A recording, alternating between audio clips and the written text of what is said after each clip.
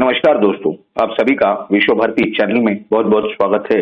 दोस्तों, आज के इस विशेष और खास एपिसोड में हम आपके सामने कुछ अच्छी जानकारियां रखने जा रहे हैं और ये जानकारियां कुछ अलग प्रकार की हैं। यानी ये जानकारियां आपको किसी यूट्यूब चैनल पर या फिर किसी न्यूज़पेपर यानी वर्तमान पत्र में या फिर किसी टीवी चैनल पर देखने, सुनने या जानने नहीं मिलेगी। तो ये पूरी जानकारियों के साथ इसके लिए ही हम आपके सामने उपस्थित हुए हैं। क्या जानकारियां हैं वो पहले सुनते हैं, उसे समझने का प्रयास करते हैं और उसके बाद में उसके ऊपर हम आपके साथ चर्चा करेंगे। उस विषय में आपकी राय हमारे लिए बहुत ही अनमोल है, बहुत ही महत्वपूर्ण है। तो जरूर ये पूरा वीडियो देखने के बाद नीचे कमेंट बॉक्स में लिख करके आपकी राय आप कमेंट बॉक्स में लिखें, ताकि हमें मालूम हो कि आपकी क्या सोच है, हमारे दर्शक क्या सोचते हैं। तो आइए शुरू करते हैं आज का ये विषय। देखिए दोस्तों, महाराष्ट्र में एक बहुत ही बड़े क्रिएटिव, आर्टिस्टिक, टैलेंटेड नेता हैं देवेंद्र फडणवीस। 2014 में वो मुख्यमंत्री बने। उन्होंने बहुत सारा काम किया है, बहुत अच्छा काम किया है। क्या काम किया है? देखिए, इस तरह का ये काम है कि ये भारत के अंदर जितनी सारी बाकी जो दल है, पार्टियां हैं, ये शायद एक साथ मिल करके करते तो भी 20-25 साल में ये ऐसा कुछ काम नहीं कर पाते, या 30 सालों में, जो इन्होंने लगभग 7 या 8 सालों में कर दिखाया है। क्या काम है उसके ऊपर तो हम चर्चा करेंगे ही, लेकिन पहले क्या क्या घटनाएं हुई है उसकी जानकारी आप ले लीजिए। 3 मई 2018 के आसपास ढाणू से जो सांसद थे चिंतामण वांगा, भारतीय जनता पार्टी के, उनके 2 सुपुत्र हैं। क्या नाम है उनका? उनका नाम है श्रीनिवास वांगा और प्रफुल्ल वांगा। ये दोनों ने 3 मई 2018 के आसपास शिवसेना ज्वाइन कर ली, यानी उसमें शामिल हो गए। वहां से ये श्रीनिवास वांगा ये सांसद हैं अब। दूसरी घटना आपको बताते हैं। 20 अक्टूबर 2020 एकनाथ खड़से, जो महाराष्ट्र में आज की तारीख में अगर वो भारतीय जनता पार्टी में होते तो सबसे सीनियर लीडर वही होते, सबसे बड़े नेता वही होते। लेकिन उन्होंने 20 अक्टूबर 2020 को राष्ट्रवादी कांग्रेस पार्टी ज्वाइन कर ली, उसमें शामिल हो गए। तीसरी घटना आपको बताते हैं। 7 फरवरी 2021 के आसपास पूर्व विधायक नरेंद्र मेहता, वो भी बहुत सीनियर लीडर हैं, लगभग पार्टी के स्थापना के आसपास से वो पार्टी के साथ है, भारतीय जनता पार्टी के साथ। उन्होंने शिवसेना को ज्वाइन कर लिया, शिवसेना में वो शामिल हो गए। अब आपको चौथी घटना बताते हैं। 26 मई 2021 के आसपास 6 भारतीय जनता पार्टी के म्युनिसिपल काउंसिलर हैं जिन्होंने शिवसेना ज्वाइन की। अब बताइए, ये हमने आपको जो बात बताई, अब 5वीं घटना आपको एक और बताते हैं। 5वीं घटना है 17 दिसंबर 2021 के आसपास 30 म्युनिसिपल काउंसिलर यानी नगर सेवक, इन्होंने राष्ट्रवादी कांग्रेस ज्वाइन की जलगांव से। अब वहां के ये पुराने नगर सेवक थे सबके सभी, यानी जब से पार्टी बनी है उसके 5-10 साल के अंदर आए हुए लोग थे। 13 जनवरी 2022 यानी अभी पिछले ही महीने की आपको ये जानकारी दे रहे हैं। ये मालूम चल रहा है कि परभनी के पूर्व विधायक विजय गावित, उन्होंने राष्ट्रवादी ज्वाइन कर ली है। वो भारतीय जनता पार्टी के विधायक रह चुके हैं।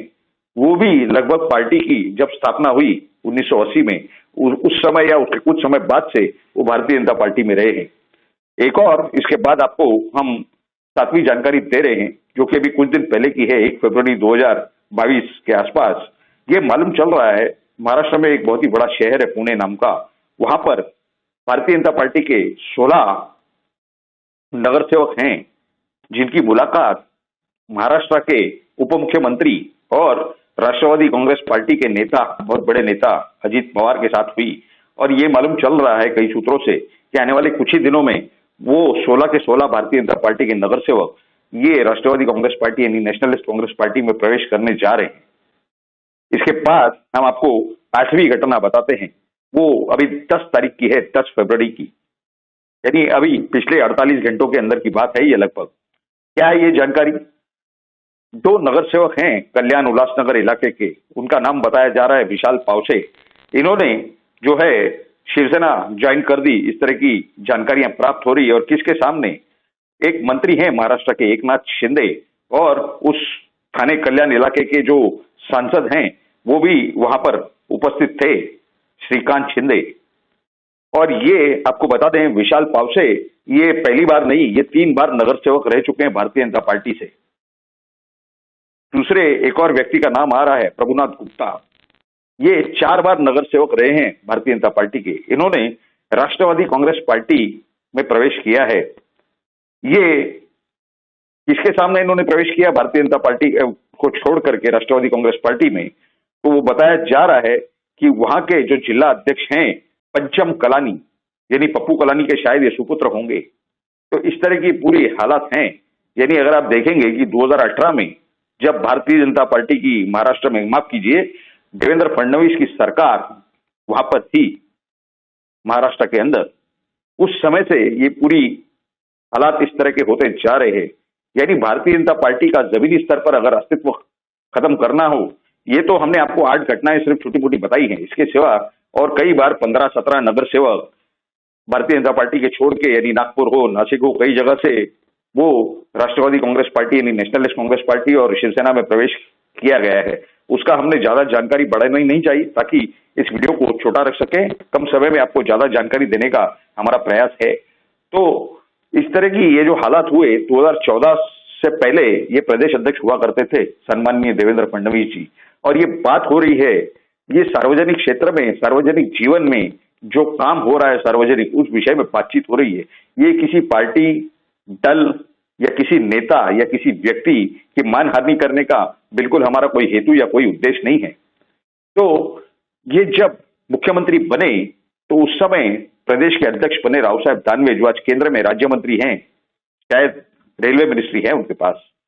तो वो जब यहाँ प्रदेश अध्यक्ष थे, उन्हें भी कोई निर्णय नहीं लेने दिया जाता था। ये कहा जाता था और अब तक कहा जाता है महाराष्ट्र के अंदर कि प्रधानमंत्री श्री नरेंद्र मोदी जी के ब्लू व्हाइट बॉय हैं देवेंद्र फडणवीस।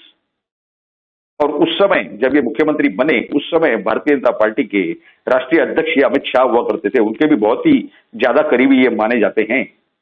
और आज के तारीख में भारत के गृह मंत्री हैं वही अमित शाह। जो जेपी नड्डा हैं वो भले ही राष्ट्रीय अध्यक्ष हों, लेकिन ये मालूम चल रहा है कि ज्यादा कुछ निर्णय वो नहीं लेते, ज्यादा से ज्यादा निर्णय ये अमित शाह खुद लिया करते हैं। और ये देवेंद्र फडणवीस, प्रधानमंत्री मोदी जी और ये भारत के गृह मंत्री अमित शाह के लाडले हैं। तो इन्होंने क्या किया उस समय, इन्होंने अपने पास ही वो अधिकार रखा संगठन के विषय में। आज चंद्रकांत दादा पाटिल वहां पर प्रदेश अध्यक्ष हैं भारतीय जनता पार्टी के महाराष्ट्र प्रदेश के, लेकिन वो कोई निर्णय नहीं लेते। जो भी जानकारी आती है वो ये देवेंद्र फडणवीस साहब के सामने रखते हैं, वहां तक पहुंचाने का काम करते हैं। उसके बाद निर्णय देवेंद्र फडणवीस खुद लेते हैं, या फिर उसमें से कोई ऐसे विषय हो जहां पर वो खुद निर्णय नहीं ले सकते, तो वो ये जानकारी यहाँ केंद्र में भेजते हैं, यानी अमित शाह साहब के पास या प्रधानमंत्री मोदी जी के पास में। लेकिन ज्यादातर अमित शाह साहब ही हर चीज पर निर्णय लेते हैं। कोई छोटी मोटी जानकारियां या छोटी मोटी बातें ऐसी होगी जो वो नड्डा साहब के पास भेज देते हैं, यानी राष्ट्रीय अध्यक्ष के पास, कि आप देख लीजिए, हमें समय नहीं है वगैरह वगैरह। तो ऐसे ये हालात है।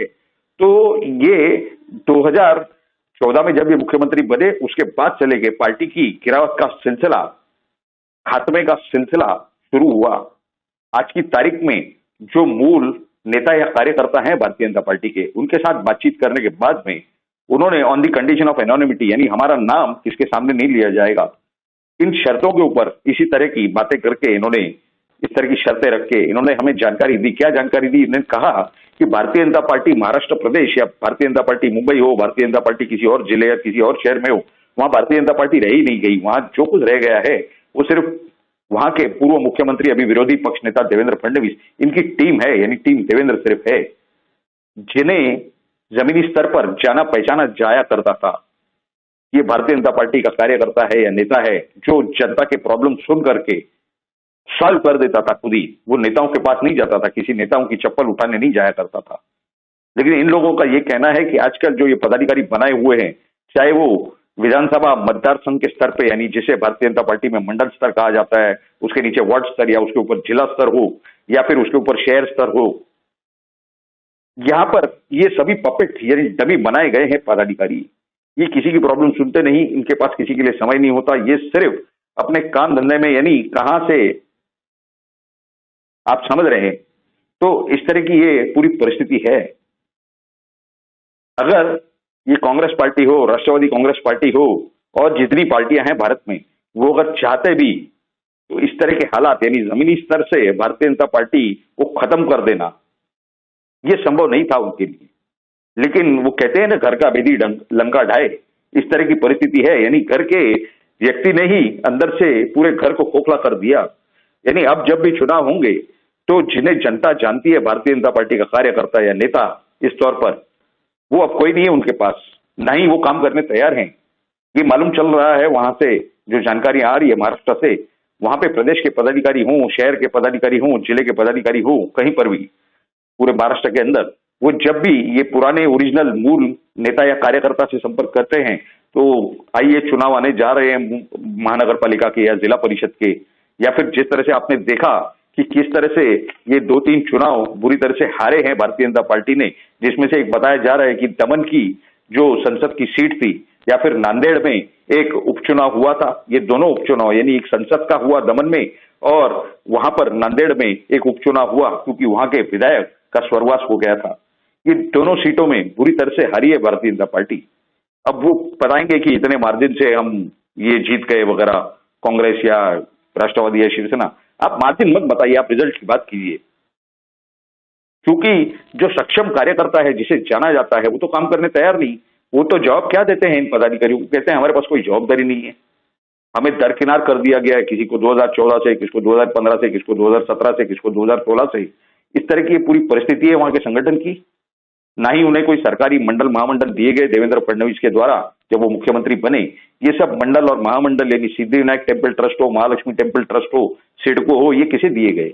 ये जो बाहरी लोग वहां पर गए थे राष्ट्रवादी कांग्रेस पार्टी से, जिन्हें जनता नहीं जानती, जिन्हें आम जनता, आम नागरिक नहीं जानता भारतीय जनता पार्टी से उनका कोई संबंध कभी था या है, जिनकी कोई जान पहचान नहीं है भारतीय जनता पार्टी के नाम से, उन्हें सभी फायदे दिए गए, सभी मौके, अच्छे मौके उन्हें दिए गए थे।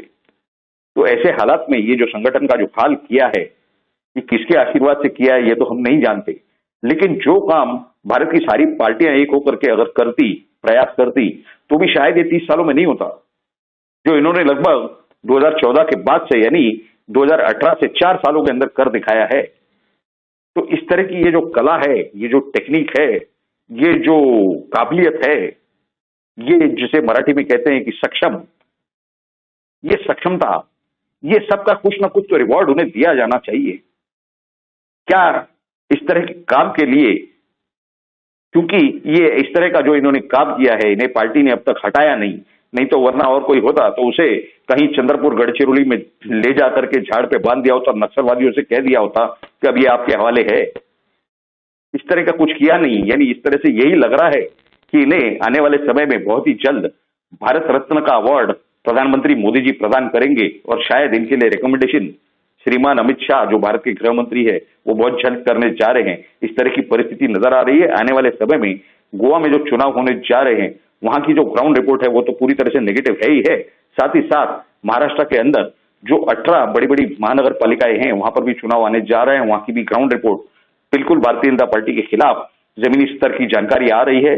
साथ ही में और बड़े बड़े जिला परिषद हैं उसमें भी जो परिस्थिति है जमीनी स्तर की जो जानकारियां प्राप्त हो रही है वो बात और है कि जनता जो मतदान करेगी उनके पास जिस तरह से एक बार कांग्रेस की एक समय पर हुआ करती थी परिस्थिति या स्थिति हुआ करती थी कि कांग्रेस के सिवा और कोई पार्टी दिखाई नहीं दे रही है, वो एक मसला है कि भारतीय जनता पार्टी के सिवा और कोई पार्टी दिखाई नहीं दे रही है। वरना भारतीय जनता पार्टी जिसे डिसिप्लिन अनुशासन वाली पार्टी बताया जा रहा था या जाता था 1980 से लेकर के कुछ साल पहले तक, वो परिस्थिति अब भारतीय जनता पार्टी की नहीं रही। उसका संगठन तो नाम मात्र के लिए है।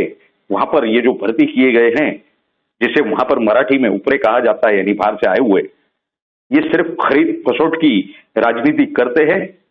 जनता से माल कैसे निकालना इस तरह की वो राजनीति करते हैं। बाकी जमीनी स्तर पर अनुशासन वाली भारतीय जनता पार्टी का जो समय था वो अब खत्म हो चुका है।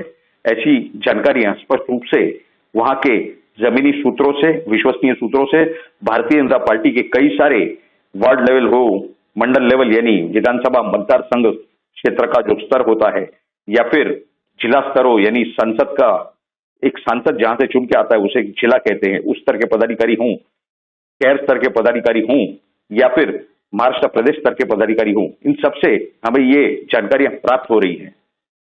तो ये पूरी जानकारियां प्राप्त होने के बाद में हमें लगा कि ये सारी जानकारियां आपके सामने यानी हमारे दर्शकों के सामने सच्चाइयां रखना बेहद जरूरी है। इसके लिए हमने ये प्रयास करके इस वीडियो को बनाया ताकि सही सही जानकारियां आपके सामने हमारे दर्शकों के सामने ला करके रखी जा सके। ये सभी जानकारियां आपको कैसी लगी, क्योंकि आपकी राय हमारे लिए बहुत ही ज्यादा अनमोल है। जरूर आप नीचे कमेंट बॉक्स में लिख करके आपकी राय हमें बताएं। इसके सिवा अगर आपको ये जानकारियां अच्छी लगी हो, पसंद आई हो, तो जरूर इस वीडियो को लाइक करें और ज्यादा से ज्यादा शेयर करें। और अगर आप हमारे चैनल पर नए हैं, पहली बार हमारा वीडियो देख रहे हैं, तो जल्द से जल्द इस चैनल को सब्सक्राइब करें। आप ही का चैनल है ये विश्व भारती। सब्सक्राइब करने के बाद उसके बाजू में जो बेल आइकन का स्विच दिया हुआ है उस पर क्लिक करके ऑल नोटिफिकेशंस यानी सभी नोटिफिकेशंस को ऑन कर दें, ताकि आपको हर बार हमारे हर वीडियो और हर एपिसोड की नोटिफिकेशन यानी जानकारी सबसे पहले प्राप्त हो और आप सबसे पहले हमारा वीडियो या एपिसोड देख करके सही सही जानकारियां प्राप्त कर सके। आप सभी लोगों ने इस वीडियो को पूरा अंत तक देखा, इसके लिए आप सभी का बहुत बहुत धन्यवाद। भारत माता की जय। जय हिंद।